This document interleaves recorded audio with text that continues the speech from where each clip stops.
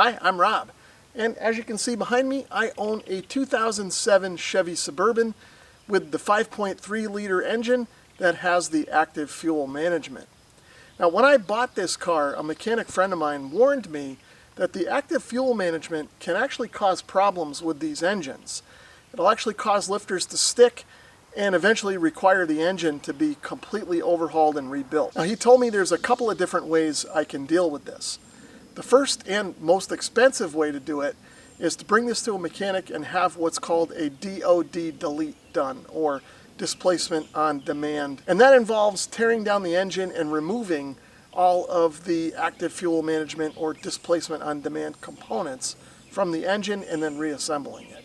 A lengthy and expensive process, as you can imagine. The other thing he told me I could try was a plug-in DOD or AFM disabler. And that's what I have here today from ANGE Electric. They reached out and asked if I wanted to review their disabler. And since I hadn't installed one yet, I figured it would be a good idea since I'm kind of running on borrowed time, not doing anything. So let's take a quick ride and I'll show you how the car behaves before this is installed. Then we'll plug it in and see what happens afterwards. So I've got my information center set to the instant economy mode. And right now in the driveway idling, you can see the engine is in V8 mode. As I drive along, you'll see this change between V8 and V4. And that's the active fuel management trying to save a little gas. But that's the system that causes all the problem. So you can see as I drive along, when I've got my foot on the accelerator, the car stays in V8 mode. But if I let off and coast, say down a hill like I am now, you can see it switches into V4 mode. As soon as I give it a little more gas, it goes back to V8 mode. And again, if I let off and coast, back to V4. So I've pulled over in a safe spot. I'm gonna plug the module in and we'll drive back along the same route and keep an eye on that information center and see what happens. Let's plug this in and try it out. So here's what the module looks like. It's got the OBD plug on one side and it's got some status indicators on the other. Now, installing the module is as simple as finding the OBD2 port, which on my car is directly below the steering wheel, and just plugging it in.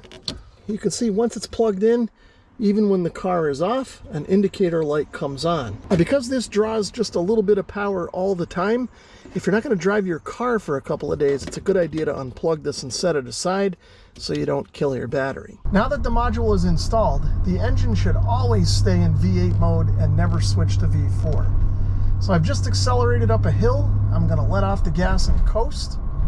And you can see that it stays in V8. It's not switching to V4 like it did when the module was unplugged. We'll try it again. I'm going to accelerate up a small hill here. I'll let off the gas and we'll coast down the other side. And you can see that we're staying in V8 mode. It's not switching to V4. So it looks like the module is doing its job. So it looks like when I'm driving along normally, the three indicator lights stay illuminated. The two on the outer are blue and the one in the middle is purple.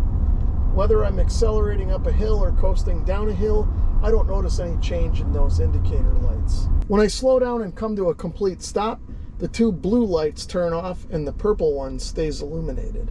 Now, one thing to keep in mind is that I'm probably going to lose some fuel economy, especially up on the highway. But I think I'll take that hit in fuel economy for the peace of mind knowing that the AFM is disabled and that I hopefully won't need an expensive repair bill at some point down the road because the AFM has damaged the engine. Now, one thing to keep in mind is if you're not going to drive your vehicle for an extended period of time, it's a good idea to unplug this and set it aside. Over the course of time, it will drain the battery. But this is still a much cheaper and less involved option than bringing your car to a mechanic to have the engine torn down and the displacement on demand system deleted from your engine. If you want to learn more about this device, I will leave a link in the video description. Thanks for watching.